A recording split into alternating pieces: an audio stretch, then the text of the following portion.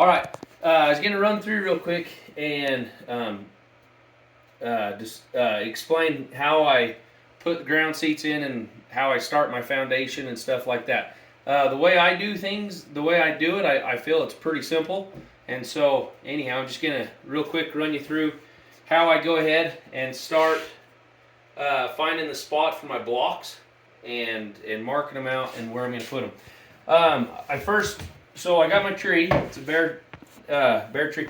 I have this little jig that I've built to find my center of my tree and also the marks to be able to know where I need to glue my front block and my rear block at.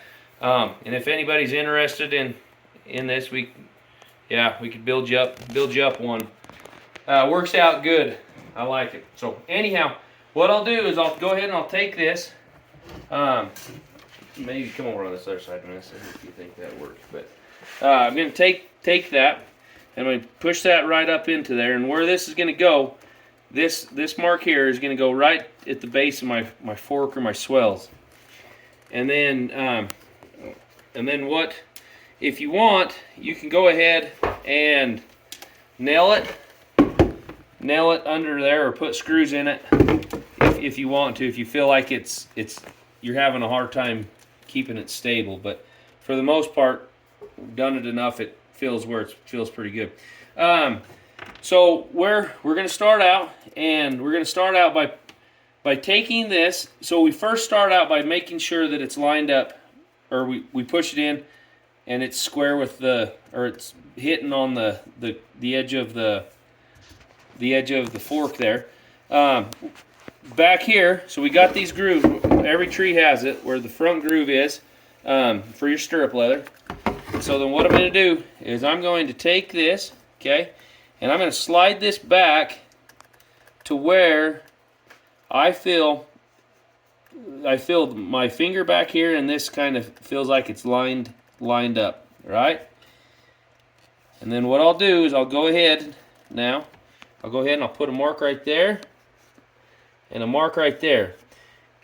Sometimes this on swell fork saddles or swell fork trees, a lot of times this will be butted right up to the fork or the swells, and I won't have to slide it back to make these marks. The groove, it's just how some of them line out where that groove is in comparison to where the fork is in that. So anyhow, so right there I'm going to make a mark there, and I'm going to make a mark right here. Kind of same thing, just kind of eyeing it up.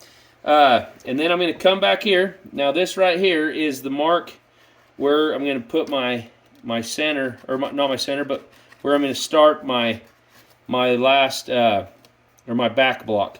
You also can take and lift this up and eyeball, or just kind of look down the middle of that. If your tree maker hadn't put center on your tree, you can go ahead and find and make that mark right there of your center. I have another little jig that I built for the back to find the center of the back, but we're not worried about that right now. So anyhow, those are the marks that I have. I have these, my blocks that I've made, and what we're going to do, because this tree is a shorter one, we're going to have to do some trimming. But what I'll do is I'll go ahead now and I'll scuff this up. Okay, I kind of figure out where I'm going to put my block at. I've already went ahead and skived the edge of the block, or the end of the block that's going up on the fork there. So that's where that's going to go. I'm going to make a mark with my pencil. Okay, see that mark right there? Then I'm going to go ahead and scuff it up.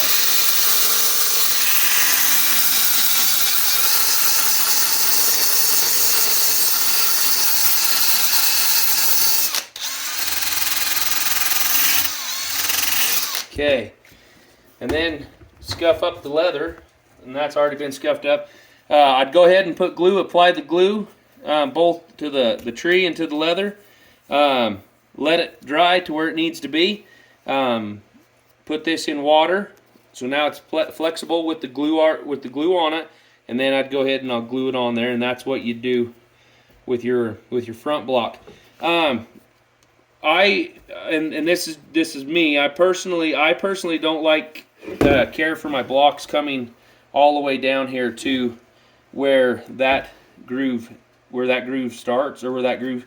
Yeah, I don't personally like my blocks coming down there. I've always liked them just coming here, because my inskirt rigging will pick up right there where that block ends, and will come here, and so it just for my patterns, it just works better for me.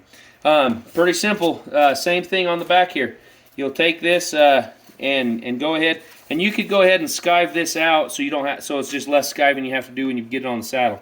But you just go ahead and like this one would need to be trimmed, and so I just kind of come here, kind of feel right there where it needs to be trimmed at, and trim that off, and then I'd go ahead and scuff this up.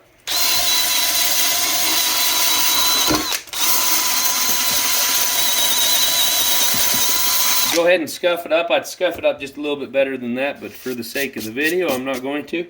And then scuff that up, glue it, let the glue dry, put it in water, loosen the leather up. Your glue will still be able to stick, and then go ahead and glue it on there. This is the same way I glue blocks in, whether I'm putting a strainer plate on it, or if I'm doing a full leather ground seat. And so anyhow, that's kind of the gist of how I put my blocks in. And then after I get those glued in, well, I'll show you on the next video of what I do from that point on. So there you have it.